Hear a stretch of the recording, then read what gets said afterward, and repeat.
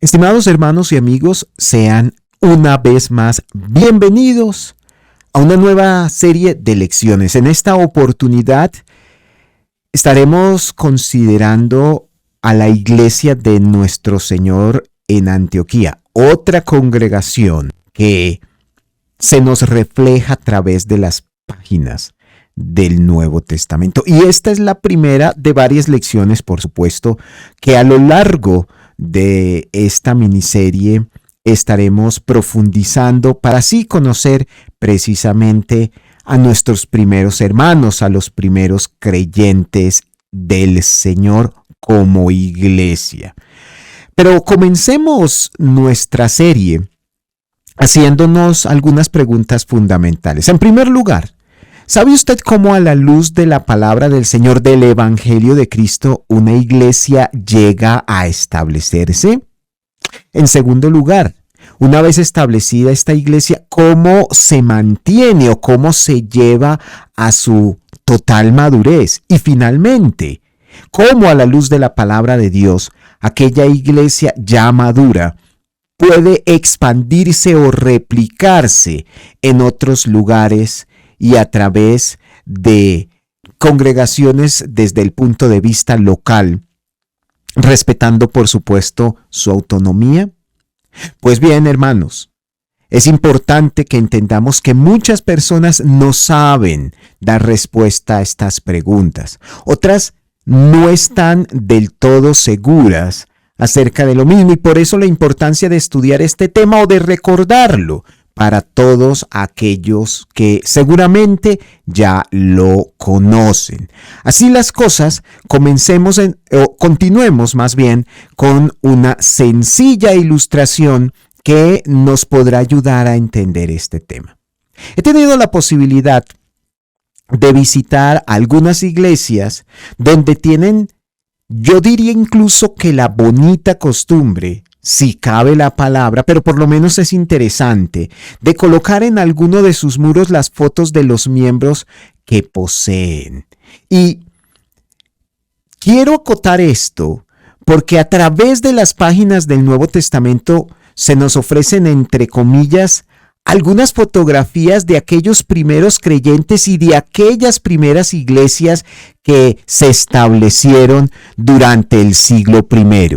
Pues bien, hoy quiero con ustedes, hermanos y amigos, acercarnos precisamente a ese muro fotográfico que obtenemos a través de las páginas del Nuevo Testamento para que identifiquemos, para que reconozcamos, para que observemos a los primeros creyentes de la iglesia de Antioquía de Siria. Y permítanme aclarar que más que conocer particularmente a sus miembros, lo que quiero analizar es la obra que hicieron, es decir, cómo ellos, a través de su trabajo, a través de su constancia, a través de su compromiso, hicieron la iglesia. Así entonces, continuemos hablando de cómo ellos empezaron a ser iglesia. Y es necesario que aquí comencemos o sigamos la lección por el principio, ¿verdad? Y la pregunta sería,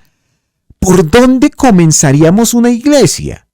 ¿Acaso es colocando un aviso que diga aquí se reúne la iglesia de Cristo? Algunos hermanos piensan que esa es la forma como se comienza una congregación. Otros, y no estoy totalmente en desacuerdo con ellos, sin embargo, como lo veremos en esta lección, hay que hacer mucho más que eso.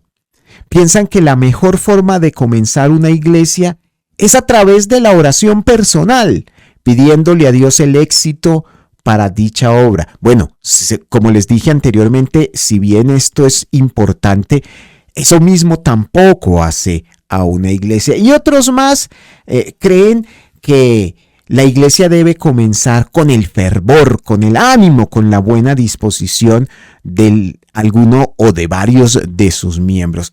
Sin duda alguna, estas tres cosas, estos tres elementos son sumamente importantes, mis hermanos y amigos, pero ninguno de ellos hace que una iglesia llegue a establecerse en dado lugar y en dado momento. En cierto momento también de mi vida, hubo un hermano que me dijo con mucha sabiduría que abrir una iglesia no era como abrir una tienda. Y este hermano se refería con ello a la importancia de entender el contexto, las implicaciones, la responsabilidad que está asociada precisamente a dar inicio a la obra del Señor en algún lugar determinado. Y por esto mismo, permítanme por favor mostrarles las palabras de nuestro Señor Jesucristo, las palabras que en su contexto hablan del discipulado, pero que seguramente ilustran esta misma situación. En Lucas capítulo 14 y entre los versos 28 al 33, nuestro Señor Jesucristo dijo lo siguiente: porque ¿quién de vosotros, queriendo edificar una torre, no se sienta primero y calcula los gastos a ver si tiene lo que necesita para acabarla? Allí en este solo versículo 28 hallamos varios principios que sin lugar a dudas nos sirven para poder establecer qué tan bueno, o más bien qué tan capacitados estamos como para dar inicio a una iglesia del Señor. El verso 29 sigue diciendo: no sea que después de que haya puesto el cimiento y no pueda acabarla, todos los que lo vean comiencen a hacer burla de él, diciendo: este hombre comenzó a edificar y no pudo acabar. Permítanme hacer una pausa allí. Establecer una iglesia es prácticamente como querer edificar una torre, una que alcance incluso el cielo mismo, porque la idea de la iglesia del Señor establecida aquí en la tierra es que pueda ser de alguna manera un puente entre aquello que hay en el cielo y nosotros que nos hallamos en la tierra. Pero para hacerlo de una buena manera, o por lo menos de forma saludable, primero necesitamos, como lo dice el verso 28, sentarnos y calcular los gastos, ver muy bien si tenemos lo suficiente como para que al empezar la congregación podamos llevarla a la madurez, podamos sacarla adelante. En el verso 31 se nos dice que debemos sentarnos primero y considerar las cosas, porque como les dije, comenzar la iglesia del Señor, abrir una nueva obra local, no es exactamente lo mismo que abrir un negocio desde el punto de vista secular. Y el verso 33 añade lo siguiente: cualquiera de vosotros que no renuncia a todo lo que posee no puede ser mi discípulo. Bueno, el Señor está hablando del discipulado en el relato que estamos observando aquí en Lucas 14, pero hay principios que ciertamente se aplican cuando hablamos acerca de establecer, mantener o desarrollar y replicar o llevar al crecimiento a una iglesia del Señor. Por eso, mis hermanos y amigos, creo que establecer una iglesia local demanda un inmenso sacrificio de parte de quienes la inician, pero también eso mismo requiere un análisis adecuado. Yo no sé si pormenorizado, pero por lo menos juicioso, para que, como lo decía el Señor Jesucristo en sus propias palabras y en el contexto del discipulado, no comencemos con algo que después no podamos terminar y en lugar de hacer bien, hagamos mal.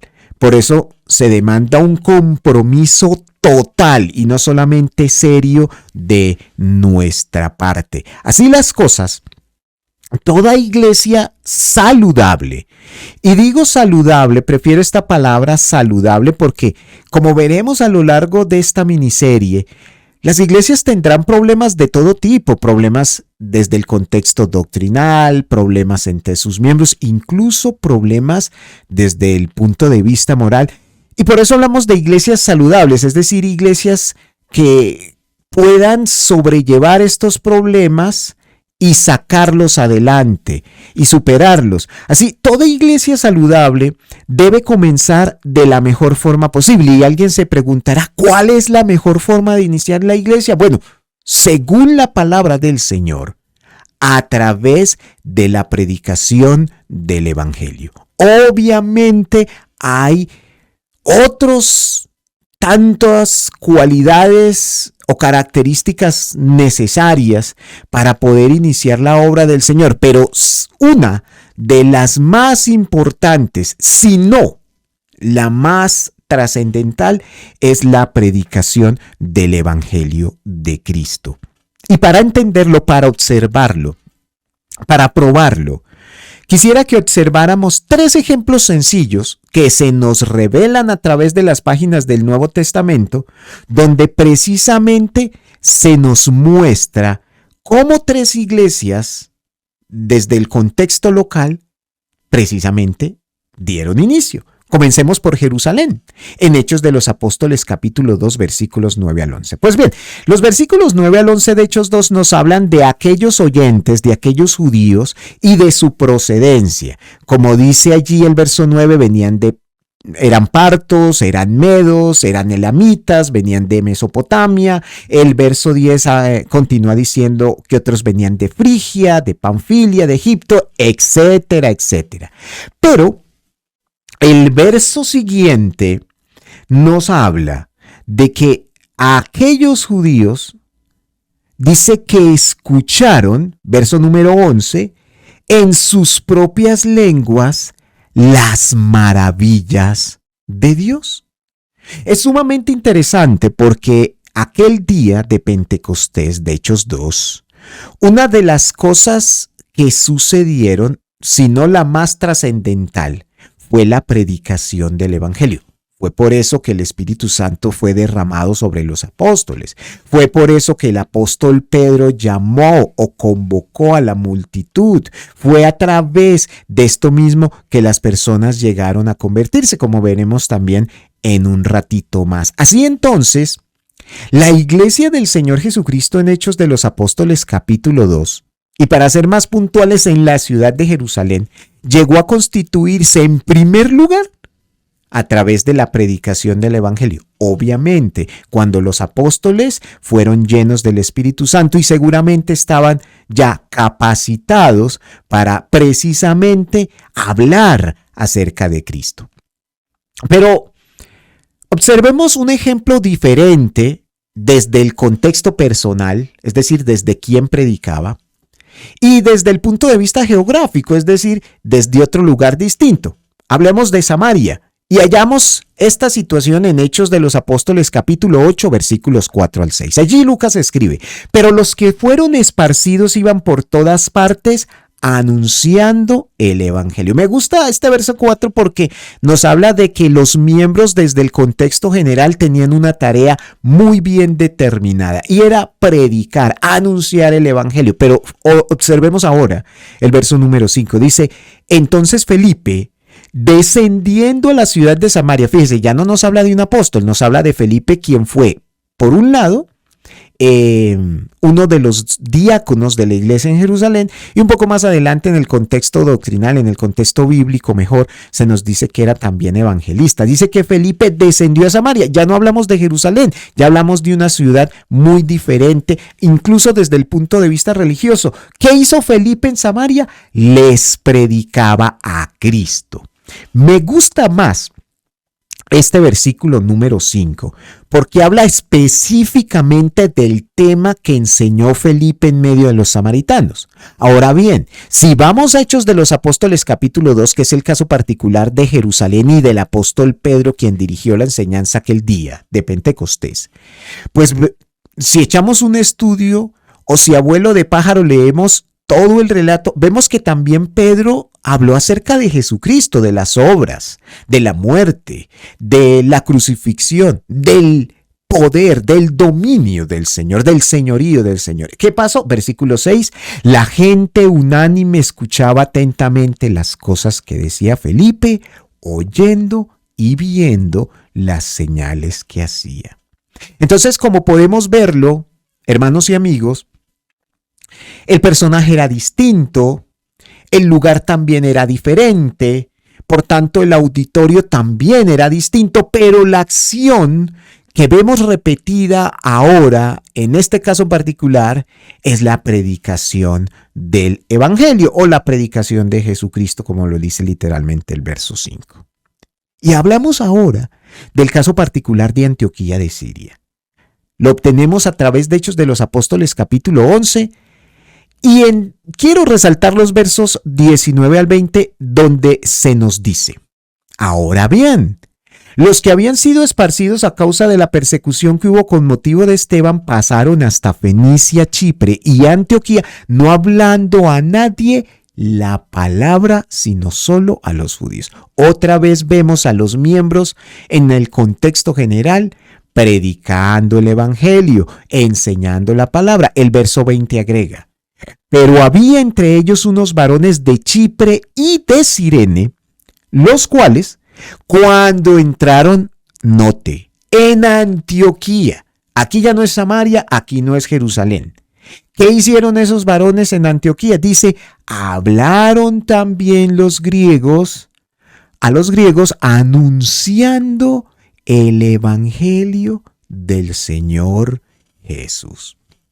Entonces, como usted lo puede ver, haya sido en el caso particular de Pedro y de la ciudad de Jerusalén, de Felipe en el contexto de Samaria, o de aquellos varones que venían de Chipre y de Cirene, en Antioquía particularmente hablando, todos ellos comparten una misma acción. ¿Cuál?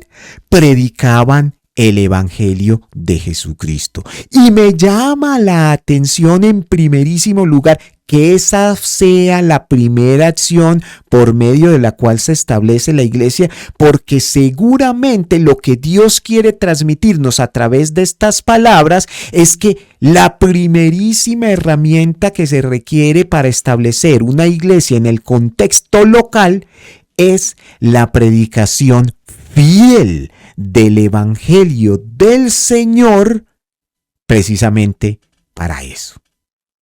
Así entonces, antes que cualquier otra cosa que podamos hacer, o más bien, junto a otras buenas cosas que podemos hacer, una de las más importantes es iniciar la obra a través de la predicación de Jesucristo.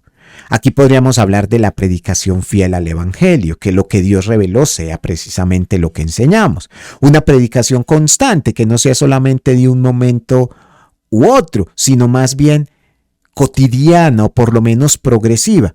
Y también una predicación sencilla para que pueda ser entendida. Esas son otras cualidades, pero la predicación del Evangelio del Señor Jesús, mis hermanos y amigos oyentes, fue lo que llevó al auditorio o a las personas en particular que estaban escuchando aquella enseñanza a que pudieran conocer del Señor y obedecer a ese evangelio que estaba siendo predicado. Veámoslo en el caso particular de Jerusalén. Dice en Hechos 2:41.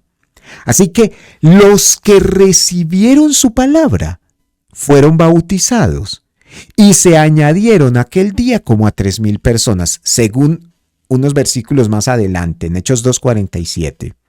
¿A qué se añadieron? Dice, el Señor añadía cada día a la iglesia los que habían de ser salvos. Es Dios quien añade a su iglesia y añade para la salvación. Pero me enfoco aquí en el verso 41. ¿Por qué la importancia de predicar o de comenzar con anunciar el evangelio de Cristo? Porque habrán personas que escucharán con atención, que recibirán la palabra y que serán bautizadas. Es allí donde comienza la iglesia, pues donde 2 o más están reunidos en su nombre, en el de Cristo, allí está el Señor en medio de ellos. Hermanos, necesitamos entender la importancia de predicar el evangelio para que la gente escuche la voluntad del Señor y tengan la posibilidad, por lo menos, de aceptar o no las ordenanzas, la voluntad de Jesucristo. Esto fue en el caso particular de Jerusalén. Veámoslo ahora en el caso de Samaria. Hallamos en esto mismo en Hechos 8, versículos 12 al 13. Dice, pero cuando creyeron a Felipe que anunciaba el evangelio del reino de Dios y el nombre de Jesucristo, ¿qué sucedió? Dice, se bautizaban hombres y mujeres. También creyó Simón mismo, y habiéndose bautizado estaba siempre con Felipe, viendo las señales y grandes milagros que se hacían, y estaba atónito. Bueno, cuando Felipe predicó, fue que las personas llegaron a tener fe, fue cuando las personas creyeron al Señor. Y fruto de esa convicción, se bautizaron para llegar a ser la nueva iglesia en Samaria. ¿Qué pasó en Antioquía? Bueno, en Hechos 11:21 se nos dice que la mano del Señor estaba con ellos. ¿Con quiénes? Para recordar el relato. Bueno, con aquellos hombres de Chipre y de Cirene que anunciaron la palabra, el evangelio de Jesús, también a los griegos, a los gentiles. Esos hombres predicaron la palabra y dice que la mano del Señor estaba con ellos.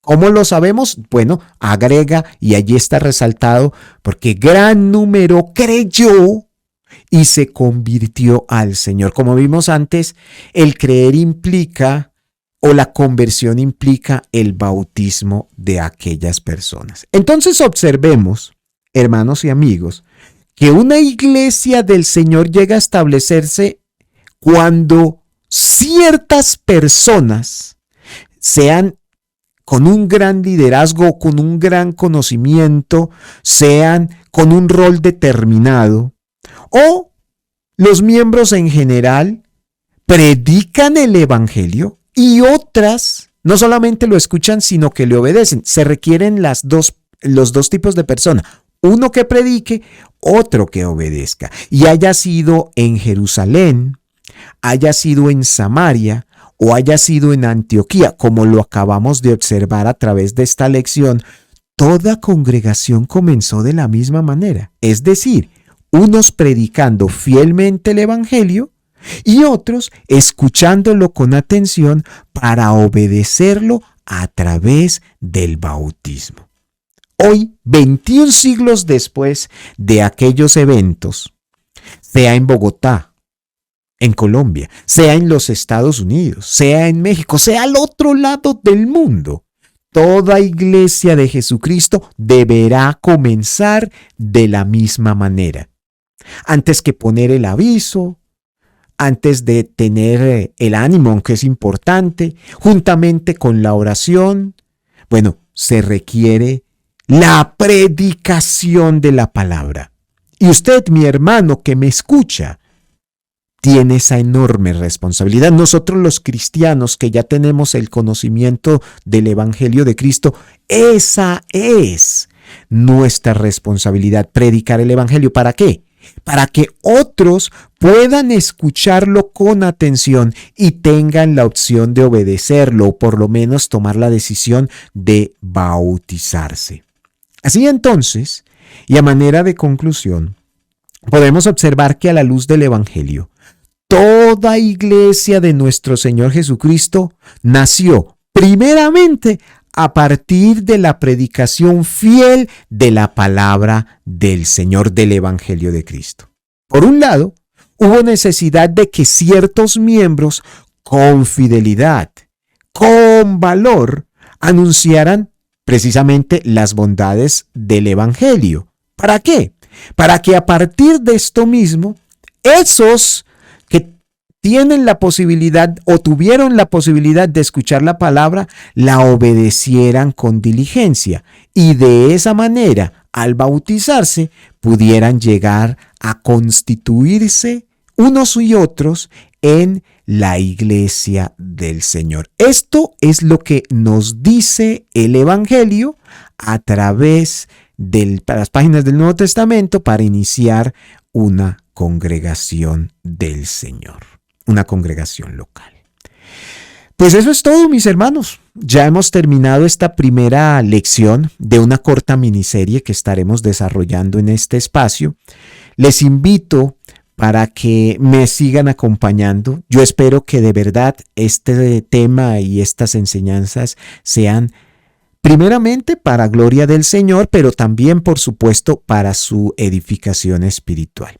Sin más por el momento, les agradezco inmensamente por su amable atención y les deseo a todos ricas bendiciones en Cristo Jesús. Los espero en una próxima oportunidad. Hasta pronto, mis hermanos y amigos.